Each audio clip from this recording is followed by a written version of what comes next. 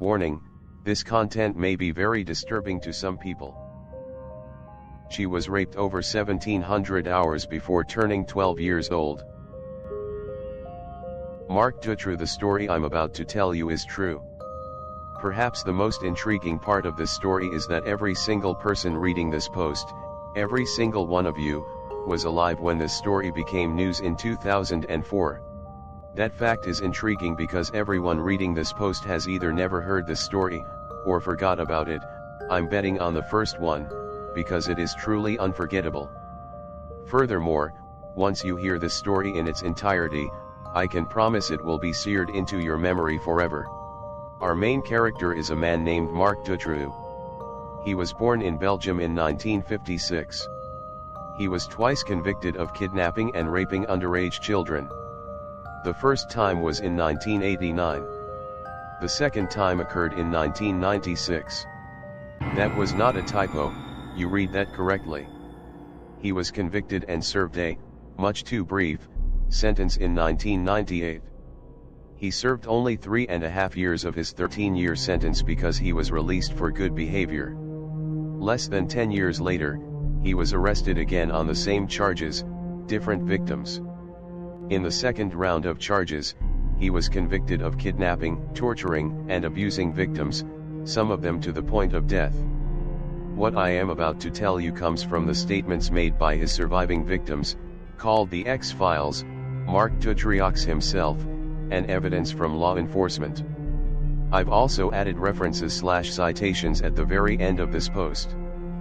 Here we go. Marc confessed to kidnapping, raping, drugging, torturing, and filming children for many years. He also claimed he was doing it at the behest of a political elite who financed his career as a professional trafficker. Not only did this political elite finance his efforts, they made specific requests of him. Sometimes they requested specific types of children, they were called party favors, and he was asked to deliver kids of certain age, sex, race. Sometimes they requested specific means of torturing the children to fulfill their desires, orgies, satanic rituals involving sacrifices, torture games.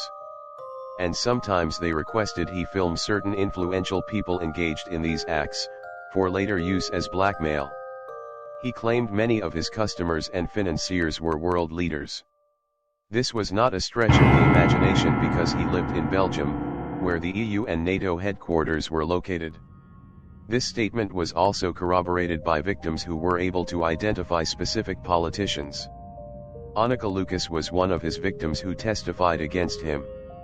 She claimed she was 6 years old when the cleaning lady hired by her mother sold her to the pedophile network in 1969. Her claims were extraordinary. She was raped over 1700 hours before turning 12 years old. She was 6 years old when she was forced to participate in her first orgy, which included wearing an iron dog collar and eating human excrement. She would actually be delivered back to her parents from time to time. However, her parents themselves were complicit in the crimes and always sent her back to her abusers. Torture included being strapped to a butcher's block used to execute other children. Other victims were forced to torture her for hours as part of their initiation. She was considered attractive and that made her preferred by her abusers. She claimed that she tried to use that to her survival advantage to the best of her ability, but by the age of 11, she had become so broken that she was slated to be executed and disposed of. She said she was saved when one of her abusers negotiated for her freedom. That abuser would later sit as a defendant in the trial. Other witnesses and victims would soon come forward, describing such things as black masses, with child and adult sacrifices taking place in front of observers and participants, which included prominent politicians and figures. This would be corroborated by a note found by police at the house belonging to Bernard Weinstein, a man who previously worked with Dutroux, but whom Dutroux had murdered. The letter contained very specific requests for certain types of victims for satanic sacrifices. The letter was signed by a man who called himself Anubis. It turned out Anubis was the high priest of a satanic cult called Abrazax, whose real name was Francis Desmond.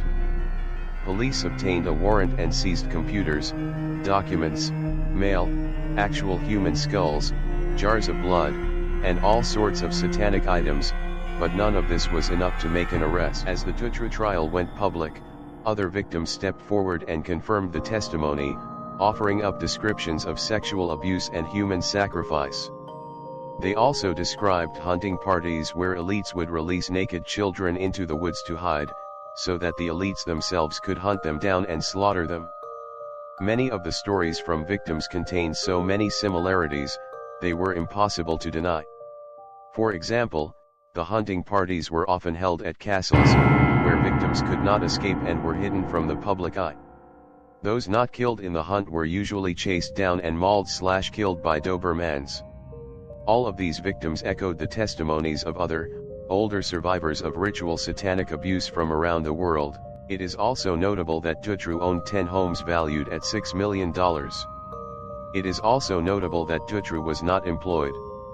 It is also notable that dutroux received $1,200 per month in public assistance. It is also notable that documents released by WikiLeaks show large sums of money in various currencies were deposited into his wife's bank account. It is also notable that those deposits coincided with reported kidnappings and missing children reports. It is also notable that before his removal, Judge Jean-Marc Connor Otto was on the verge of publicly disclosing the names of high-level government officials who had been recognized on videotapes of sexual torture that took place in Dutroux's dungeon. It is also notable that 20 potential witnesses for this case have died without explanation. Does any of this sound familiar? Are there any headlines today that sound like history is repeating itself? Guys, not one single thing in this post is theory. It's all proven and on record.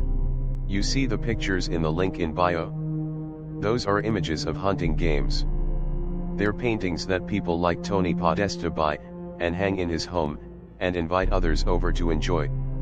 We all know Epstein was a sick sob who had friends in high places, the same friends that hang out with Tony Podesta. You think Epstein was the only one? That he's somehow unique? Or was he the low-level one they were willing to sacrifice to protect everyone else involved at a higher level? Do you realize now that when it comes to trafficking, Satanism, pedophilia, human sacrifices, organ harvesting, adrenochrome, that it is art imitating life? That these people who are so obsessed with the art that glorifies these things might actually, themselves, be engaged in these things? Do you think normal, non-pedo, non-cannibal, average Joes would hang that garbage up in their homes? Suddenly the claims that world leaders and governments being involved in this satanic horror show isn't so far-fetched after all. Suddenly it's not so crazy to say that world agencies who claim to stop these crimes, UN, are actually facades that cover up the real work of procuring and enabling, yes, even participating, in these crimes. Suddenly the whole house of cards comes crashing down. With this one case, all the unbelievers are silenced. For crying out loud, this trial was in 2004. Did you remember it? If not, do you wonder why it was not front page news across the world? And if you're asking yourself how do these people get away with this, have you not yet figured out that the very people who are supposed to end it, are doing it? Most everyone has watched an Epstein documentary on Netflix. I think there's been maybe 3 or 4 made since his death. And the one thing I heard people say over and over and over again was this: where is Epstein's girlfriend and why hasn't she been arrested yet? Did anyone asking that question even try to find the answer? Or did you just shrug your shoulders and say, well, it is what it is and there's nothing I can do about it, and go on with your life? Let me help you out. Did you hear the news story from 2 weeks ago that President Trump fired federal prosecutor Jeffrey Berman?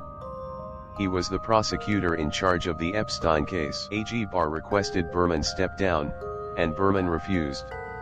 So Trump fired him and Berman was replaced with prosecutor Audrey Strauss. And then suddenly bam! Maxwell is in custody. You now get a front row seat for the horror show that is about to come out. You will not believe who is involved and how deep it goes. And you will not believe the lengths they'll go to in order to protect their secrets.